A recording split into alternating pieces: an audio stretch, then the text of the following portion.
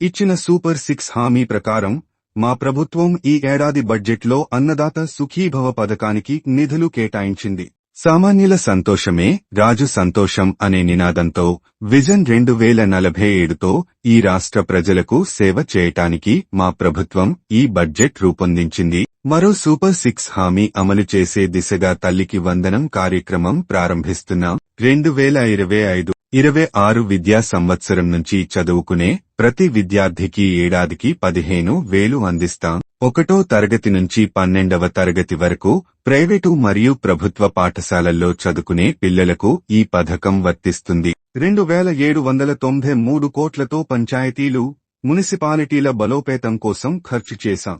ఎన్టీఆర్ భరోసా, ఎన్టీఆర్ వైద్య సేవ, దీపం 2 పథకాలకు 31,613 కోట్లు ఖర్చు చేశాం. మూలధన వ్యయం కోసం గత ప్రభుత్వం కేవలం 4,090 కోట్లు మాత్రమే వెచ్చించింది. మా కూటమి ప్రభుత్వం ఈ ఏడాది మూలధన వ్యయం కోసం 7,200 కోట్లు ఖర్చు చేశాం. మా ప్రభుత్వం అధికారంలోకి వచ్చాక 2024-25 ఆర్థిక సంవత్సరానికి రాష్ట్ర వృద్ధి రేటు 12.94% పెరిగింది. వ్యవసాయ వృద్ధి రేటు 15.86% చేరుకుంది.